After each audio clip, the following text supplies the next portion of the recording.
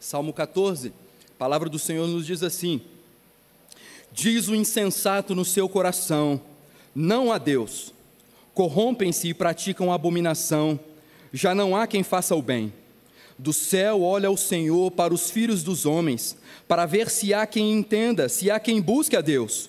Todos se extraviaram e juntamente se corromperam. Não há quem faça o bem, não há nenhum sequer. Acaso não entendem todos os obreiros da iniquidade, que devoram o meu povo como quem come pão, que não invocam o Senhor? Tomar-se-ão de grande pavor, porque Deus está com a linhagem do justo. Meteis a ridículo o conselho dos humildes, mas o Senhor é o seu refúgio. Tomara de Sião viesse já a salvação de Israel. Quando o Senhor restaurar a sorte do seu povo, então exultará Jacó e Israel se alegrará. Até aí a leitura da palavra de Deus. Vamos orar mais uma vez? Deus Pai Todo-Poderoso, o teu povo se encontra reunido aqui nesta noite para cultuar ao Senhor. Mas a chegada a hora, Pai, em que nós desejamos que o Senhor fale através do pregador, para que todos nós sejamos edificados, contemplando a beleza, a profundidade da tua palavra. Alimenta-nos, Pai, nesta noite através do teu Santo Espírito. Fortaleça a nossa fé.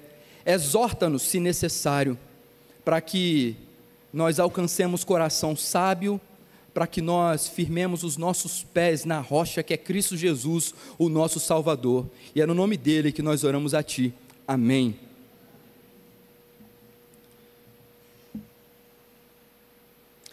Certa vez, 2 irmãos receberam uma herança do seu avô. O avô havia falecido e deixou a herança para os 2 netos.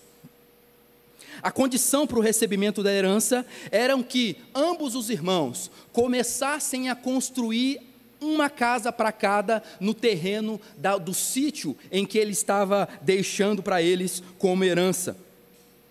E juntamente com o pedido veio a descrição das terras.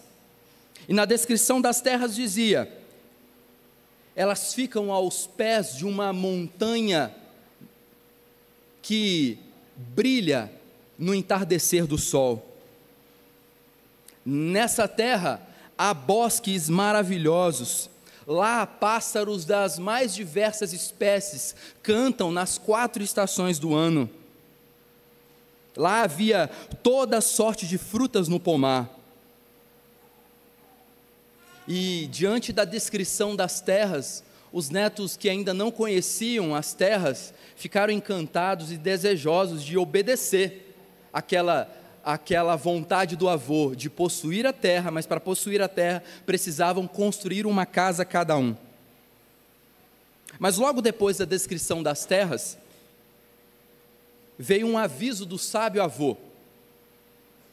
Ele disse: cuidado, não construam na parte arenosa, pois uma vez no ano, aquelas terras recebem intensas tempestades e fortes ventos, e o rio que passa pela propriedade transborda exatamente naquele lugar, justamente naquela área, com amor vovô. O tempo passou, eles obedeceram à vontade do avô e construíram cada um deles uma casa. Mas um dos irmãos não considerou o aviso sábio do avô. Ele se encantou pela vista do rio que o lugar arenoso tinha e construiu a sua casa exatamente no lugar em que o seu avô havia dito para não construir, por conta da enchente, por conta da ventania. Na época anunciada, veio a tempestade, o rio subiu as suas águas, a casa foi alagada, o vento forte balançava a água do rio como se fosse um mar, e de repente a fundação da casa ficou à mostra, e a casa belíssima, com tanto recurso investido, veio abaixo. A casa não resistiu às águas e ao vento. O Salmo 14, o texto que nós acabamos de ler, nos fala da terrível capacidade do ser humano em desconsiderar todos os sinais de perigo no caminho que leva à ruína. Porque não é isso que a palavra de Deus nos dá? ela é o nosso manual de regra de fé e prática. Ela é o nosso manual para a gente ter uma vida feliz, mesmo no mundo mal. E ainda assim o que nós fazemos? Por vezes nós desconsideramos os avisos da sábia palavra, do sábio Deus, e construímos a nossa casa em solo arenoso, a casa da nossa vida.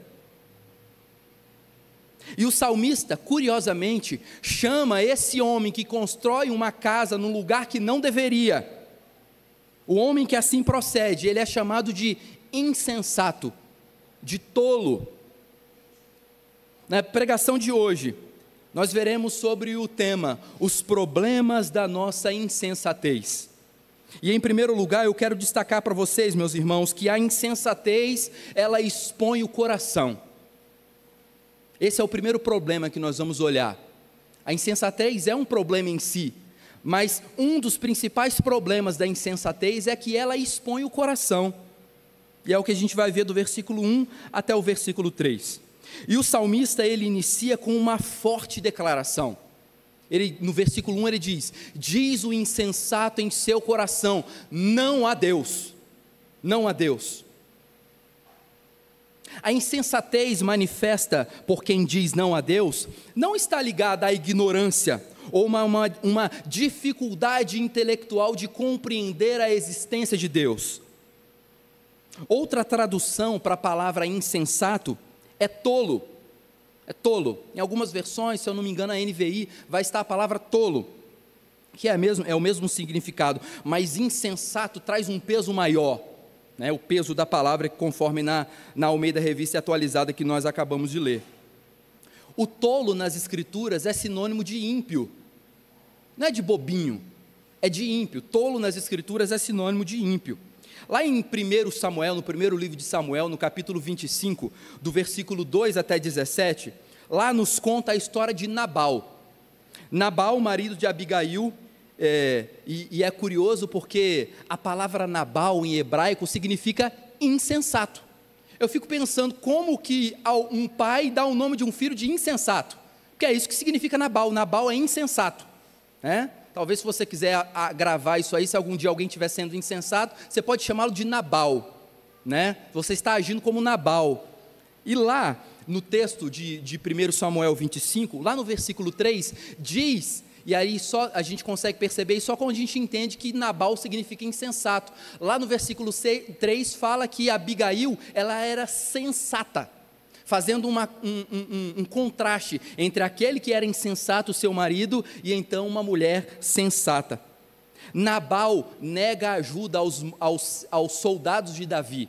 Davi já tinha tomado o poder, ele já tinha assumido o poder, e então ele manda alguns servos seus, junto com os soldados, para fazer uma campanha ali naquela região.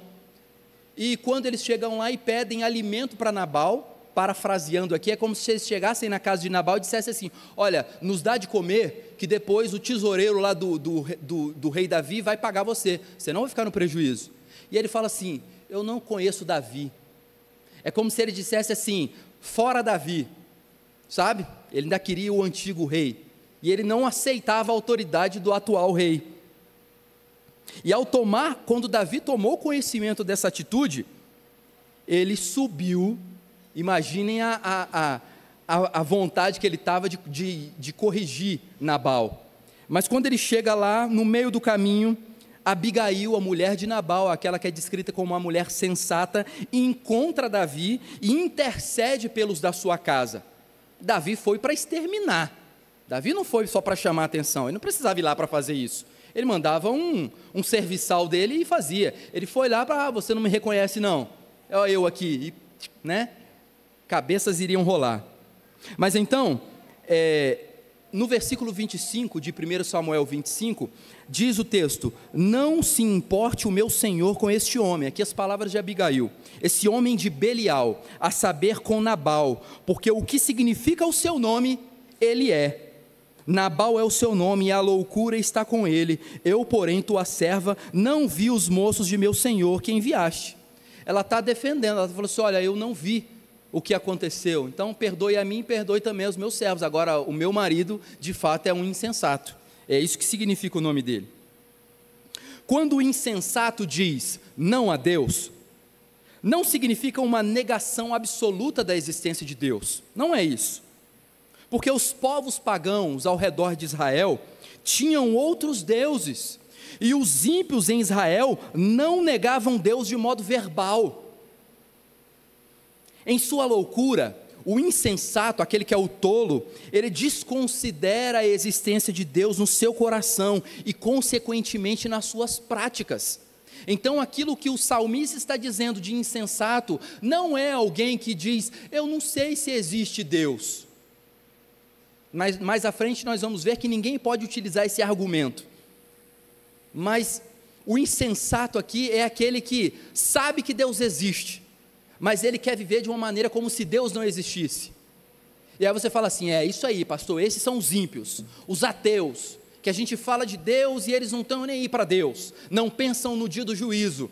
Agora deixa eu lembrar a você uma coisa que vai alarmar o seu coração. Todas as vezes em que nós pecamos e não nos arrependemos, nós estamos sendo insensatos. Porque se você compreende a existência de um Deus que é santo, que não compactua com o pecado, e para você estar na presença dele, você tem que estar arrependido e contrito de coração. Alguém com o coração endurecido diante de Deus, é como se ele dissesse assim, eu não ligo se Deus existe. Isso é alguém que é louco, é um insensato, é um tolo. O fato do salmista declarar que o insensato nega a existência de Deus em seu coração, nos aponta que o insensato é alguém que não possui sabedoria.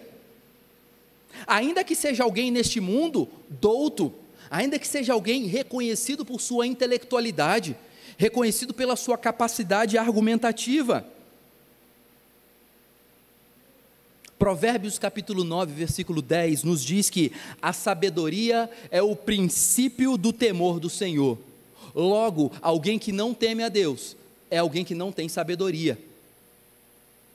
Então perceba que alguém neste mundo, que é alguém considerado inteligente por nós, ele pode ser inteligente, mas ele não tem a sabedoria, porque a sabedoria conduz o homem a temer a Deus. Então quem que nós podemos chamar de sábios? Aqueles que temem a Deus, aqueles que temem a Deus. Alguém que despreza a existência de Deus não possui em si mesmo a sabedoria que provém do temor do Senhor. Devido ao adjetivo insensato, essa palavra insensato, ela é um adjetivo, esse adjetivo ele não possui um artigo na frente, o insensato, está só a palavra insensato. Então ele não se dirige a uma pessoa objetivamente, ele está se dirigindo aqui a todos os indivíduos de uma classe de pessoas que não temem a Deus. E isso pode ser entendido também porque os verbos do texto não estão em segunda pessoa do singular, estão todos no plural. Então é a ideia de que esse insensato é algo muito mais amplo, não está se dirigindo a uma pessoa só. Davi não tem na sua mente uma única pessoa. Ao escrever esse salmo, Davi tem em mente aqueles que não adoram a Deus verdadeiramente, e dentre essas pessoas, estavam também até mesmo aqueles que faziam parte do povo de Deus. Então você pode dizer assim, pastor, então significa que dentro da igreja tem pessoas insensatas? Sim, existem pessoas insensatas, pessoas que às vezes estão com o coração dominado pelo pecado. E hoje, quando a gente fizer menção de ficar de pé, não só hoje, mas dentro da igreja presbiteriana do Brasil, na maioria das igrejas o primeiro domingo é o dia da ceia, E aí quantas pessoas hoje ficarão de pé para tomar a ceia, sendo que o seu coração está dominado pelo pecado? Isso não é insensatez? Isso é um ateísmo prático. É como se ele não se importasse que Deus de fato existe. E isso é um perigo, meus irmãos. Ir à igreja como se fosse um rito. Se você estiver vindo à igreja como se fosse um rito, alarme o seu coração, porque isso é um prejuízo para a sua vida espiritual.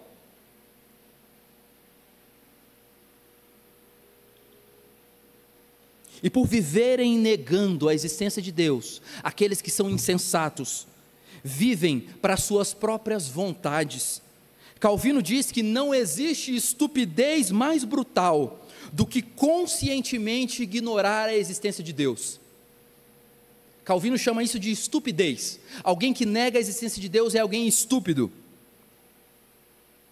E ao negar a existência de Deus, o insensato é entregue às suas próprias paixões, como nós lemos aqui hoje no texto, na liturgia, Romanos 1, de 18 a 25. Deus entrega o homem insensato às suas próprias paixões. É como se Deus estivesse dando corda, e ele vai. E quanto mais corda Deus vai abrindo a mão, esse homem insensato vai se distanciando do Senhor, cada vez mais longe de Deus. E o mesmo apóstolo Paulo que escreveu Romanos, no texto que lemos, capítulo 1, mais à frente no capítulo 3, versículo 23, ele dirá que todos pecaram e carecem da glória de Deus. E no mesmo capítulo, justamente, o apóstolo Paulo cita o Salmo 14, para afirmar o quê? Afirmar a universalidade do pecado. Todos pecaram. Eu acho que o mais novo aqui na igreja hoje pertence ao João Camilo. Bonitinho, terrorista de vez em quando lá em casa de madrugada, mas bonitinho, uma gracinha, mas um pecador, que carece da graça de Deus, assim como qualquer outro pecador. O fato dele nascer numa família cristã, não exime ele de o dia propício ele se arrepender. Engana-se aqueles que são de outras denominações e fala assim, não vai para a presbiteriana não, porque lá na presbiteriana eles batizam criança, igual na igreja católica. Nós não batizamos crianças, nós batizamos filhos de crentes. Não sei se você já teve a oportunidade de ver um batismo infantil, eu acredito que sim. E no batismo infantil, os pais apresentam o filho ao batismo, ou os filhos ao batismo. E quando ele vem até a frente, e ele promete diante de Deus e da igreja, ele promete ensinar a ler, para o filho ler a palavra de Deus, ele promete educar o seu filho nos caminhos do Senhor. Para quê? Para que os filhos cresçam entendendo que fazem parte do povo de Deus.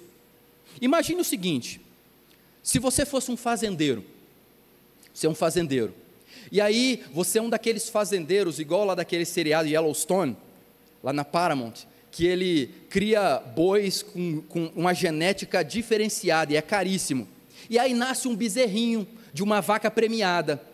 Você vai marcar ele com o símbolo da sua fazenda, ou você vai falar assim, vamos deixar ele crescer, e quando ele crescer, ele vai decidir se ele faz parte dessa fazenda ou não. É assim que o fazendeiro faz? Não. O fazendeiro, no nascimento do bezerro, ele já marca, porque é precioso para ele. Aquele bezerro pode até fugir, mas ele vai ter a marca da fazenda. Eu não estou falando que as nossas crianças são gados, eles são cordeirinhos.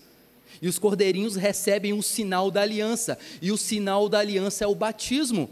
Mas não significa que as crianças que foram batizadas já estão salvas. As crianças que foram batizadas, vai chegar o dia delas virem até a frente na igreja e professarem a fé que os pais ensinaram. Ela vai ter que dizer para toda a igreja e para Deus, que elas entenderam e agora o Deus dos seus pais também é o seu Deus, Mas o apóstolo Paulo fala que todos pecaram, logo, todos nascem em pecado, até mesmo uma criança nasce em pecado, e o fim dela, sem Cristo, sem a graça de Deus, é o fogo eterno. Mas o que isso tem a ver com o nosso texto? Significa que todos aqueles que nascem neste mundo, nascem debaixo dessa maldição, da maldição do pecado, e consequentemente, todos nascem insensatos. Se hoje você pode olhar para si e dizer, eu tenho a sabedoria do temor de Deus, é porque Deus te fez sábio, não porque você se tornou sábio, porque aquilo que combate a insensatez do pecado é Cristo, é a graça de Cristo, é a única coisa que pode fazer um insensato se tornar um sábio. Não é a leitura, não é a dedicação, não é o estudo que vai fazer alguém deixar de ser insensato para se tornar sábio, é a graça de Deus em Cristo Jesus. O coração do homem insensato está corrompido moralmente, e é por isso que ele pratica abominação, é por isso que ele pratica devassidão. E a corrupção desse coração, ela é de ordem moral. O problema do pecado é de ordem moral. E é curioso que a mesma palavra que aparece aqui para nós, no versículo 14, ela aparece também em Êxodo 32, versículo 7, quando Deus diz que o povo havia se corrompido, lá no episódio do bezerro de ouro, em Êxodo 32, versículo 7. Então, corrompem-se, é a ideia de adorar a outro Deus. É a ideia de adorar a outro Deus. E agora esse mesmo homem insensato, ele é observado pelo Senhor, como Davi aqui diz: do céu olha o Senhor para os filhos dos homens. No versículo 2, o verbo ver, quando fala, ver se há quem entenda, se há quem faça o bem, é o mesmo verbo que aparece lá em Gênesis 6, versículo 12, e também em Gênesis 19, versículo 21. Aí você fala assim: me ajuda, pastor, que eu não lembro quais são esses textos não. Esses textos são, lá em Gênesis 6, é quando Deus resolve dar cabo de toda a vida humana, no dilúvio, porque ele viu que o povo havia se desviado, e então ele se desagrada daquilo, ele se arrepende de ter criado a humanidade, e então ele preserva apenas a família de Noé. E também, no outro texto, 19, 21, Gênesis 19, 21, é quando Deus olha para o mal em Sodoma e Gomorra, e ele derrama juízo, ele derrama juízo. Por isso nós precisamos tomar cuidado com as músicas que nós cantamos, porque tem muita igreja por aí que fica pedindo fogo. Cuidado, porque nas escrituras fogo é juízo de Deus, é para purificação, é para juízo. Então tem igreja por aí que fica pedindo: manda fogo, Senhor. Cuidado, porque se Deus mandar fogo, talvez nem você escapa, certamente você não vai escapar, nem eu, nem ninguém. Então, esses verbos, eles aparecem quando Deus termina também lá no dia da criação e diz que Deus viu que era bom. Mas é diferente aqui no nosso texto. Esse verbo aparece com outro contexto. Deus está olhando e o que é que ele vê? Para ver que se há quem entenda, se há quem busque a Deus. E o versículo 3 nos dá uma terrível constatação: todos se extraviaram e juntamente se corromperam, não há quem faça o bem, não há nenhum sequer, não há nenhum que faça o bem. A conclusão desse senso divino não é a mesma dos dias da criação. Antes, o que se vê é a mesma maldade que se imperava lá nos dias de Noé.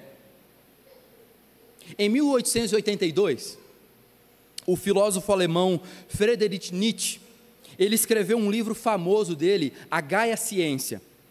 E uma das declarações que ficou muito famosa nesse livro é quando ele diz: Deus está morto.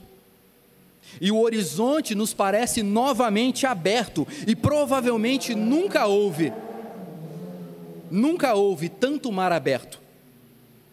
Nietzsche estava exaltando a separação e o abandono do pensamento intelectual com relação à igreja, e para ele isso era algo bom. Ele era um ateu, e ele então diz: Deus morreu, Deus está morto. Mas como homem de seu tempo e possuidor de um coração insensato, ele, Nietzsche, afirmava: não há Deus, e se não há Deus, tudo fica permitido, porque aquilo que coloca limites moral na sociedade é a existência de Deus. Por que não pode matar? Por que matar é errado? Porque Deus colocou isso no nosso coração, a preservação da vida. Por que nós julgamos alguns crimes e compreendemos que são crimes terríveis, quando homens perversos, dominados pelo maligno, se aproveitam de crianças indefesas, e por que nós olhamos para isso e falamos assim: isso está errado, isso não pode? Quando nós olhamos para as ações dos ímpios, meus irmãos, as suas ações são coerentes ao seu coração, e demonstram um ateísmo prático. Ou seja, ainda que não haja uma negação completa da inexistência de Deus, o homem vive como se Deus não existisse. É por isso que ele não pensa no juízo, que para ele é indiferente. Então ele vai viver pelas vontades do seu próprio coração, de um coração dominado pelo pecado.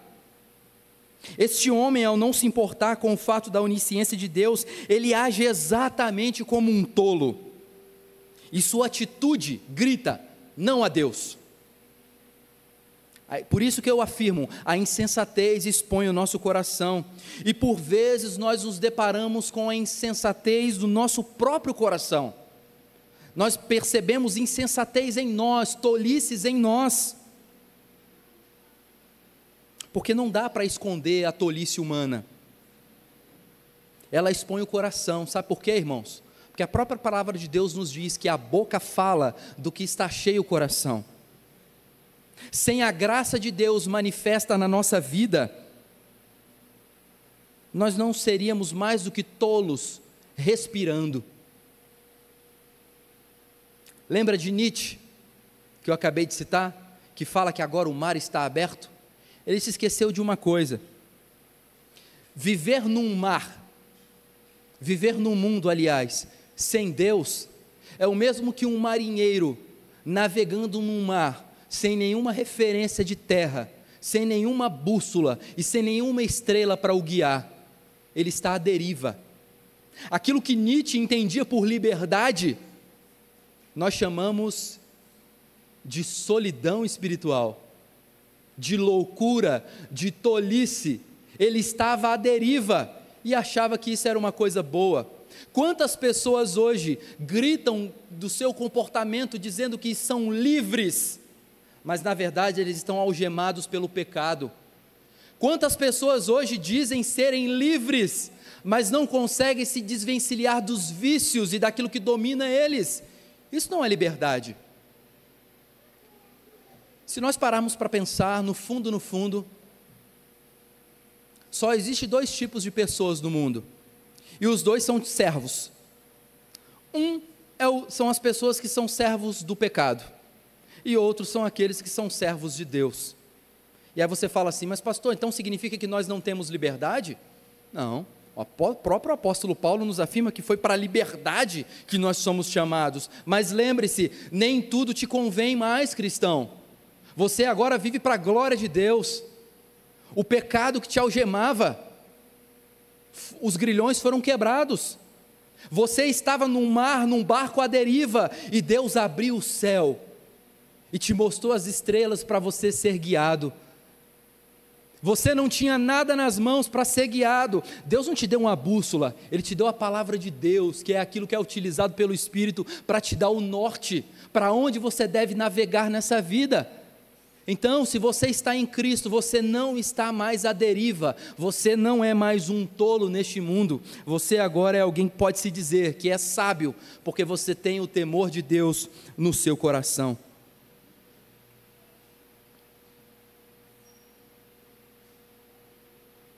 Então lembre-se, um primeiro problema da insensatez é que ela expõe o nosso coração, mas há um segundo problema que nós vamos ver.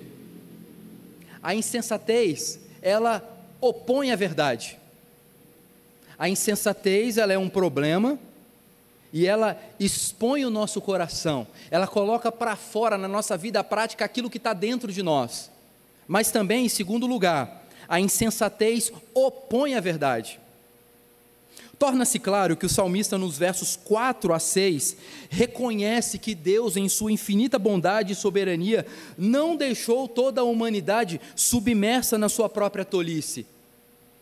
Se todos nós nascemos em pecado, e o pecado é aquilo que é chamado de insensatez pelo salmista, Deus não permitiu que nós continuássemos insensatos. Deus rompe a insensatez. Com o quê? Com sabedoria, com a graça proveniente do próprio Deus. Por que que Deus faz isso? Porque Ele é fiel à sua aliança perpétua, que Ele fez com o seu próprio povo. Porque Ele está, como o versículo 5 nos afirma, Ele está com a linhagem do justo. E o justo aqui não é aquele que é bom, o justo aqui é aquele que é justificado. Assim como Abraão foi justificado pela sua fé, nós também somos vistos por Deus como justos, não porque nós somos bons, mas porque nós tivemos as nossas vestes espirituais lavadas e remidas pelo sangue do Cordeiro. Mas quando a gente olha para o texto, no versículo 4, tem uma palavra que talvez você lê e fala assim, tem aquele texto que a gente lê, passa por ele, não entende alguma coisa, e às vezes a gente vive assim. Eu não sei você, mas eu me incomodo com essas palavras que a gente não entende, né? Quando eu estou fazendo minha devocional, ou principalmente quando eu vou preparar um texto para pregar à igreja. Quem são esses obreiros da iniquidade? Que está aí no versículo 4, obreiros da iniquidade. Aqui a ideia da palavra é fazedor de iniquidade. Fazedor de iniquidade. São aqueles que buscam abalar até mesmo qualquer membro fiel da comunidade da aliança, especialmente os menos afortunados, ou seja, o texto vai dizer que eles buscam abalar os humildes. Mas lembre-se, o próprio Senhor Jesus nos disse lá em Mateus capítulo 5, versículo 3, bem-aventurados os humildes de espírito, porque deles é o reino dos céus. Não busque, meu irmão, nessa terra, ser alguém altivo, busque humildade, porque a palavra promete o reino de Deus àqueles que são humildes, não aqueles que tentam se engrandecer. Se Deus quiser fazer com que você more num apartamento na Avenida Paulista e ganhe 50 salários mínimos, Ele pode fazer, Ele tem poder para isso, mas não seja esse a principal tônica da sua vida. Busque melhorar, busque avançar profissionalmente, busque melhorar as condições da sua família, da sua casa, mas tenha isso como consequência de um trabalho árduo. Não seja aquele cristão que todo final de ano, quando vai lá no Minerva fazer compra das carnes do final de ano, aí tem sempre alguém que fica vendendo a loto, né? Aí você estaciona lá, ele está como flanelinha lá, ele fala assim, Mega Sena está acumulada. Eu já falei para vocês, toda vez que eu vou lá, eu falo assim, eu não tenho sorte, eu não acredito em sorte. E até hoje ele nunca me perguntou, também eu não vou muito lá, né? Mas ele nunca me perguntou, mas por que você não acredita em sorte? E aí vai ser uma excelente oportunidade para eu falar do Evangelho para ele. Nós não acreditamos em sorte, nós acreditamos na providência divina. Aquilo que você será, já está escrito no plano de Deus. A beleza é que você não sabe. Olhe para quem você é hoje e imagine 15 anos atrás. Talvez você não imaginava que você seria quem você é hoje. Olhe para quem você era com 18 anos. Eu não imaginaria nunca que com 18 anos que eu seria um pastor. Talvez você também não imaginaria lá com seus 18 anos que você seria quem você é hoje. Nesse trecho, teve acertos, teve erros, mas o Senhor estava por trás de todas as coisas. Dos seus erros, a responsabilidade é sua. Dos seus acertos, é Deus te conduzindo, através da providência, não da sorte. Portanto, a insensatez, ela expõe o coração humano, e também esse coração pecaminoso não só pratica o mal, mas ele se opõe à verdade que provém de Deus. A rebelião do Salmo 2, se você depois puder olhar o Salmo 2, a rebelião do povo que luta para se livrar de Deus, se mostra por consequência contra o povo de Deus. E por quê? A existência da igreja, meus irmãos. Por que as pessoas se levantam contra a igreja? E isso está ficando cada vez mais claro, principalmente no nosso país. Quando a gente olha as notícias, a gente vê pessoas tentando dificultar as vidas das igrejas. Eu sei que existem algumas igrejas que não deveriam nem se chamar igreja, e que seria bom que se fechassem mesmo.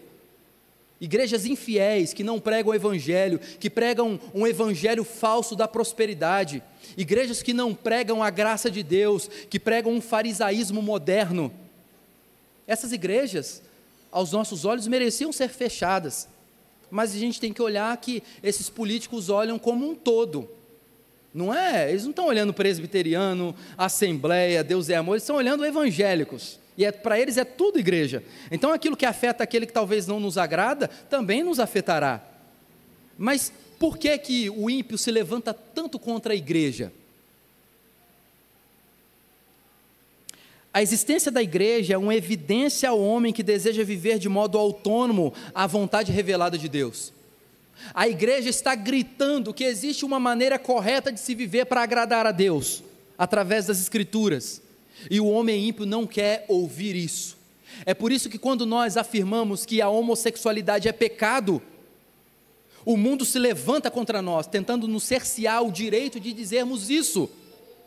É como se o mundo, você já deve ter feito isso, principalmente quando era criança, que alguém quer falar alguma coisa para você, você tapa o ouvido e faz lá, lá, lá, lá, lá, lá, você não quer ouvir. É como se o ímpio estivesse falando isso, nós estamos anunciando o pecado e a remissão em Cristo, e eles estão com a mão no ouvido e falando e gritando, eu não quero ouvir isso, porque não há Deus. Não há Deus. O profeta Isaías, no capítulo 32, versículo 6, diz: porque o louco fala loucamente, e o seu coração obra o que é iníquo, para usar de impiedade e para proferir mentiras contra o Senhor, para deixar o faminto na ânsia da sua fome, e fazer que o sedento venha ter falta de bebida. Provérbios 6, versículo 18, nos diz que o coração que trama projetos iníquos é uma das coisas que aborrece o Senhor. O insensato se opõe à verdade de modo veemente, porque ele quer apagar da sua consciência as consequências de viver de uma maneira desconforme à vontade de Deus.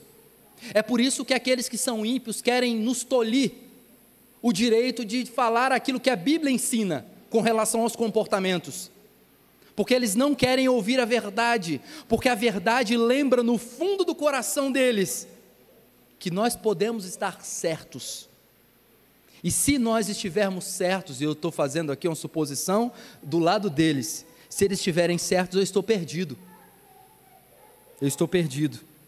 mas rejeitar a realidade não transforma a própria realidade, mesmo que seja nos tirado o direito de colocar na internet e colocarmos o texto de Romanos 1, de 25 a 27, quando fala contra a homossexualidade, mesmo que o Instagram, o YouTube, o X, mesmo que qualquer rede social nos prive desse direito, o fato dessas coisas deixarem de ser anunciadas na rede social, não vai fazer com que a realidade seja mudada.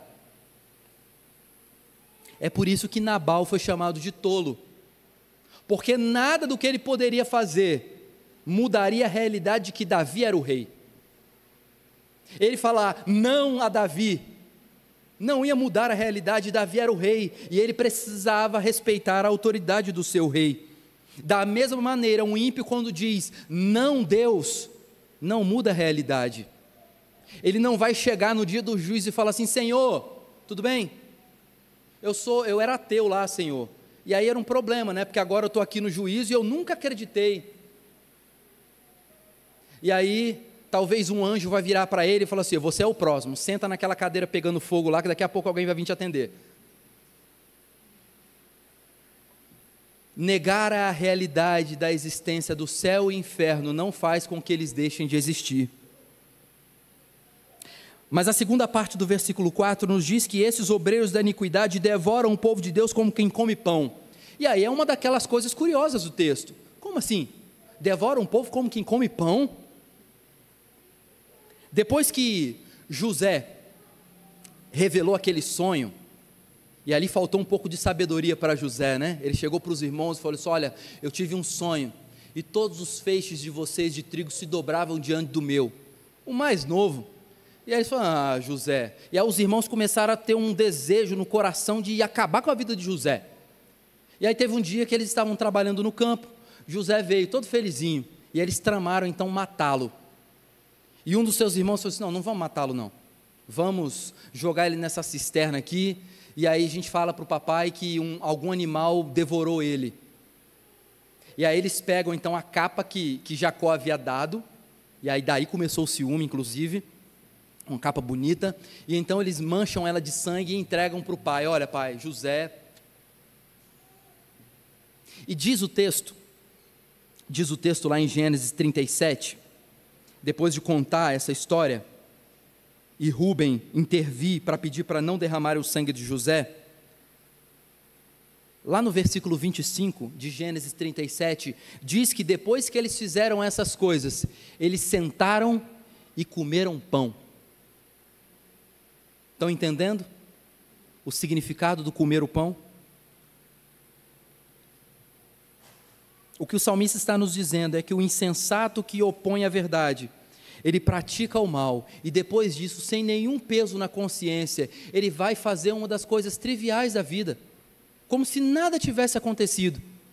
Há alguns anos, teve um crime que abalou o nosso estado, o meu estado lá, o Espírito Santo, e foi uma notícia terrível. E a notícia era que um jovem, havia matado a sua namorada. Até aí já era terrível por si só, mas na investigação, tentando descobrir quem era, ainda não sabia que era ele, na investigação descobriu, por câmeras, que ele matou a menina, ele a estrangulou, ele jogou ela no porta-mala do carro, e ele se dirigiu a uma rodovia, lá que corta Vitória até a Serra, a rodovia do contorno, que a gente chama, que só tem empresas, né? E aí ele ia numa daquelas ruas lá desovar o corpo. E aí descobriram que no trajeto de onde ele matou a moça até onde ele iria jogar o corpo, ele parou e comprou um churrasquinho e comprou uma latinha de Coca-Cola. E depois, dando o testemunho dele, o depoimento dele, ele explicou para os policiais como que ele havia feito. Ele jogou a moça no mato, desembrulhou o papel laminado do churrasquinho que ainda estava quente, sentou no meio-fio, comeu o churrasquinho e bebeu a Coca-Cola. Isso significa fazer o mal e depois comer o pão. Alguém que faz algo terrível e depois age como se nada tivesse acontecido. E talvez você pode se alarmar com isso. Gente, que coisa terrível, eu também acho algo terrível. Mas quantas vezes você também não comete pecados terríveis contra o Senhor e depois age como se nada tivesse acontecido? Quantas vezes nós, meus irmãos, que somos crentes no Senhor, agimos como esses insensatos que fazem o mal e assolamos o povo de Deus como quem come pão? Estão percebendo a magnitude da graça? Porque eu e você não merecíamos a graça de Deus, mas ela nos alcançou. E mesmo quando nós somos insensatos, Deus aplaca a insensatez com a graça. É como se ele dissesse assim: insensatez, aqui não é mais o seu lugar, sai daqui. E então o Espírito Santo nos compunge a nos arrependermos, a confessar os nossos pecados, e nós temos as nossas vestes mais uma vez limpa pelo Senhor. Vejam, irmãos, é isso que o obreiro da iniquidade faz. Ele faz o mal e comete o pecado, e depois simplesmente segue a sua vida normalmente. Não seja alguém assim. Não seja alguém assim. Se você cometer um pecado, lembre-se, de modo primeiro, ele sempre é um pecado contra Deus, mas talvez esse pecado pode ser contra uma outra pessoa. Peça perdão. Hoje é um dia especial para você pensar nisso, não só porque você está em culto a Deus, mas porque você está prestes ao momento de sentar na mesa com o seu Salvador. E você pode nunca contar coisas que estão no profundo do seu coração para o seu cônjuge, para o seu pastor, mas para Deus, meu irmão, não dá para esconder dele, porque Ele sabe. Já esteve numa situação em que você sabia que alguém fez algo terrível e você ficava esperando o momento: quando é que ele vai me contar? Eu já sei, quando ele vai me contar? E parece que a gente vive como insensatos quando nós pecamos, porque o nosso primeiro desejo não é chegar a Deus e pedir perdão. A gente vive como loucos, como se a gente pudesse dizer: Deus não existe, com as nossas ações. Porque se nós cometemos pecado e não pedimos perdão, é como se a gente estivesse vivendo como ateus práticos, negando a existência de Deus. Então hoje, eu peço pela misericórdia de Deus, para que você sonde o seu coração, e ao comer do pão e beber do cálice, não beba indignamente.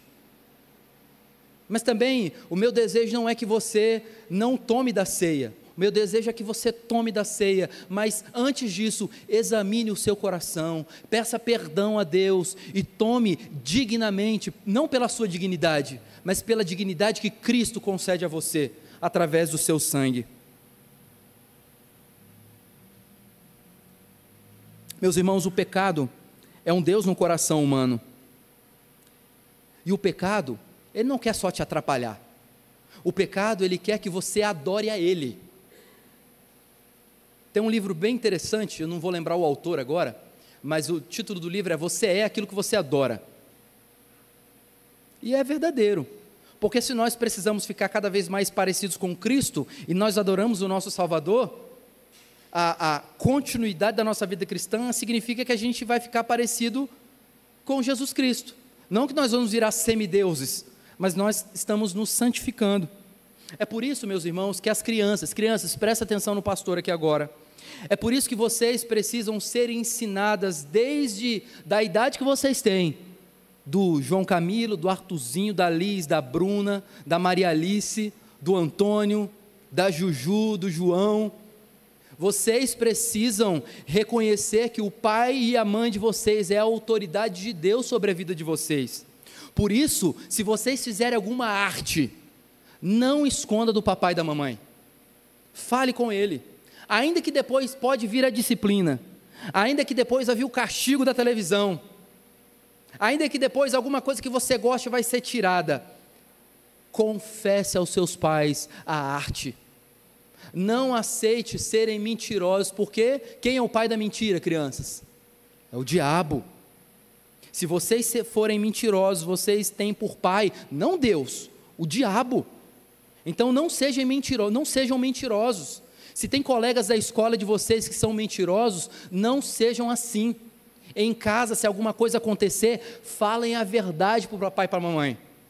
Se alguma coisa quebrou, fala, pai, fui eu não tomei cuidado, ou foi sem querer, mas fale, não esconda. Se alguém fizer alguma coisa de mal para você e falar assim, olha, não conte para sua mãe, hein? Você fala assim, eu não tenho segredo com meu pai e com minha mãe. Tudo que alguém fizer de mal para vocês sempre precisam contar para o pai e para a mãe, porque eles é a autoridade que Deus colocou para vocês. Por que isso é importante? Porque vocês vão aprendendo, junto com os seus pais, que vocês precisam prestar contas, e assim a relação de vocês com Deus. Deus sabe exatamente tudo aquilo que vocês fazem, não adianta não contar, Deus já sabe, mas quando vocês confessam o erro que vocês cometeram, Deus fica feliz com vocês. Então vocês querem agradar a Deus? Sejam verdadeiros, não contem mentira, tá bom?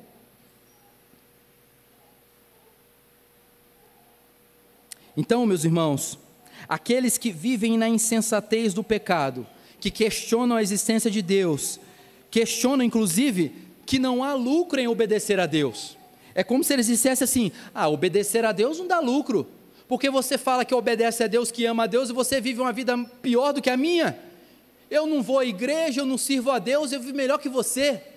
Olha meu carro, olha minha casa, olha minha esposa, olha meus filhos, olha onde o meu filho estuda. Eles medem a relação com as bênçãos dessa terra, mas as bênçãos que o nosso Pai Celestial nos dá, às vezes inclui coisas boas aqui, mas via de regra, ela aponta para a eternidade, e não para aqui agora. O próprio Jesus nos disse, no mundo tereis aflições, mas tende bom ânimo, porque eu venci o mundo. Então aqueles que dizem não a Deus, tornar-se-ão de grande pavor, porque na tentativa do insensato em se opor à verdade revelada, torna-o cada vez mais indesculpável diante de Deus. O texto nos diz, versículo 6, meteis a ridículo o conselho dos humildes, mas o Senhor é o seu refúgio. Os altivos desse mundo rejeitam a sabedoria de Deus, e por isso são arrogantes para com Deus. Mas aqueles que são humildes, têm Deus como refúgio, como seu castelo forte, como o lugar de proteção. E se até agora nós vimos que a insensatez expõe o coração e opõe a verdade, em terceiro e último lugar, eu quero destacar para os irmãos, que nós vamos ver que o último problema da insensatez, é que a insensatez, ela requer solução. E qual é a solução? A redenção. A insensatez requer redenção. O homem insensato diz não a Deus, porque o pecado mantém esse homem insensato afastado do conhecimento de Deus, e apenas a redenção em Cristo Jesus pode curar o homem deste mal, que o levará à ruína eterna. É por isso, meu irmão, que talvez você que nos visita nessa noite, Se você diz que acredita em Deus, eu acredito em Deus, de vez em quando eu vou até na igreja, mas se você não tem Jesus como seu Senhor e Salvador, de nada vai adiantar para você no dia do juízo. De nada vai adiantar você no dia do juízo virar para Deus e falar assim: Senhor, no dia 2 de fevereiro de 2025 eu fui lá na igreja do Cristiano, eu ouvi a mensagem do Salmo 14, eu saí de lá até convencido que Deus existe. Mas se a existência de Deus não fizer efeito na sua vida prática, se você não passar a adorar a Deus com todo o seu ser, isso só é algo intelectual. São 40 centímetros, basicamente, alguns são menos, mas 40 centímetros que separa o cérebro do coração.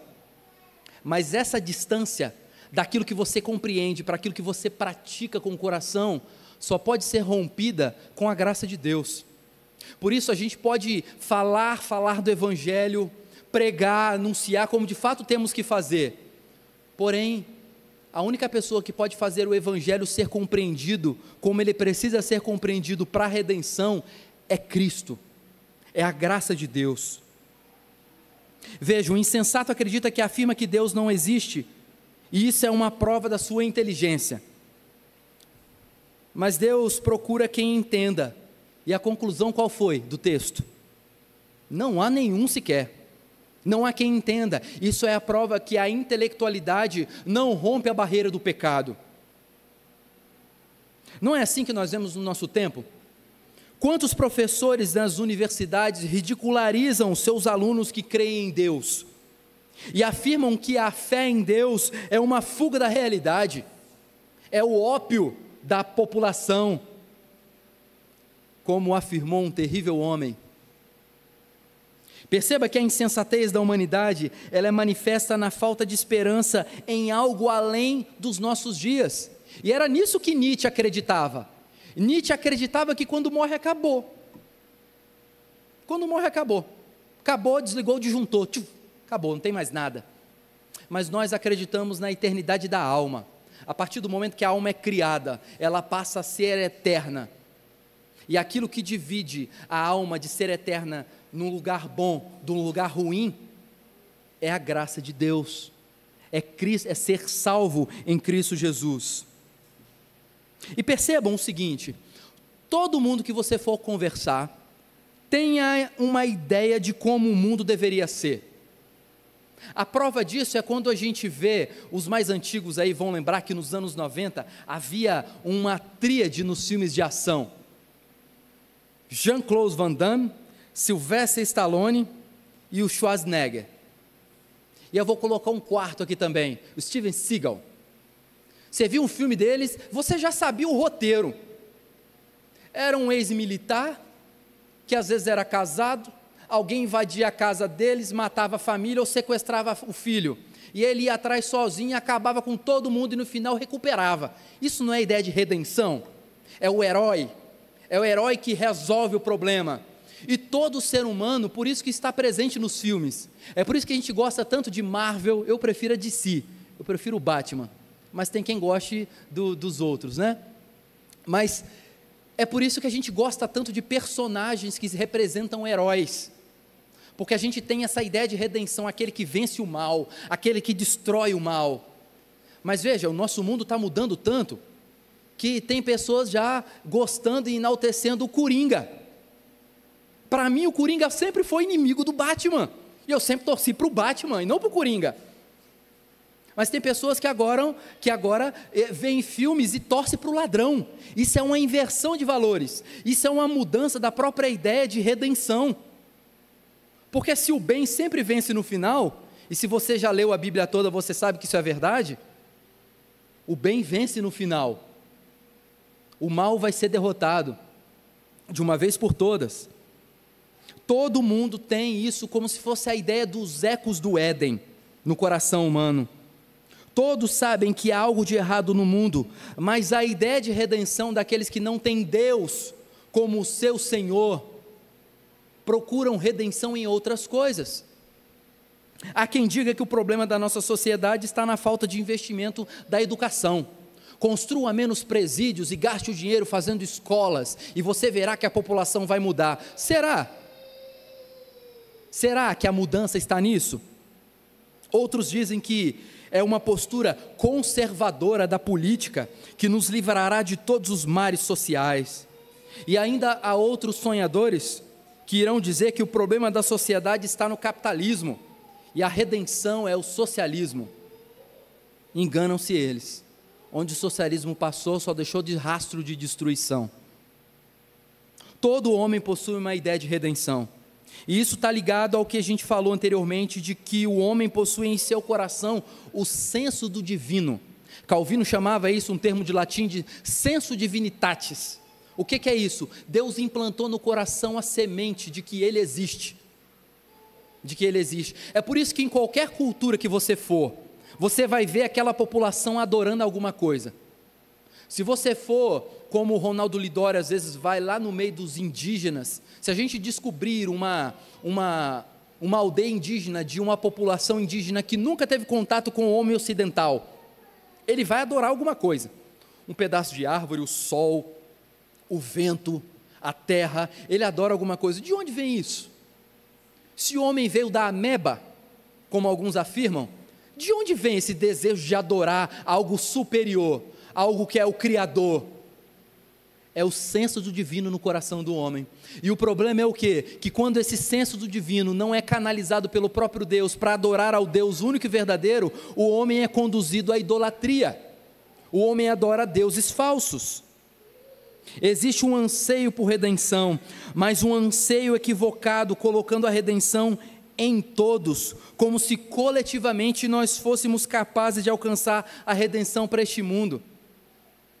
Deixa eu te dar uma má notícia. Eu não gosto de ser portador de má notícia, mas essa eu tenho que dar. Quando nós temos nosso pensamento em escatologia, naquilo que refere ao final das coisas, majoritariamente dentro da igreja presbiteriana, nós somos amilenistas. Existem outras implicações disso, mas nós compreendemos que a igreja, ela vai triunfar, ela vai avançar, mas quando Jesus voltar, a igreja vai ser forte, firme, mas ela não vai ser gigantesca, porque as perseguições estão chegando, e perseguição, meus irmãos, em igreja é como uma peneira. Lembra da pandemia? Parece que foi há tanto tempo, né? A pandemia, quando começou a pandemia, a gente falava lá no seminário assim, olha, o povo vai voltar, vai ter gente clamando para ouvir o evangelho. Foi isso que a gente viu? O que a gente viu foi crente da igreja se esfriando, e tem gente que não voltou até hoje, tem gente que está vendo online até hoje.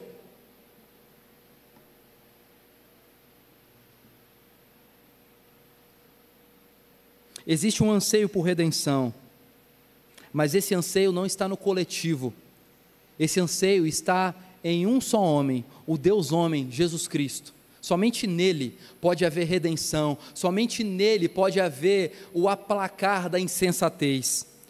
Quando nós olhamos para o versículo 7, o salmista demonstra onde estava firmada a sua esperança de redenção. Tomara de Sião viesse já a salvação de Israel. Por que isso? Porque era o lugar da casa de Deus, era onde Davi havia levado a casa do Senhor, é onde Salomão depois construiu o templo. Sião era o lugar para onde o rei Davi levou a arca da aliança de Jerusalém.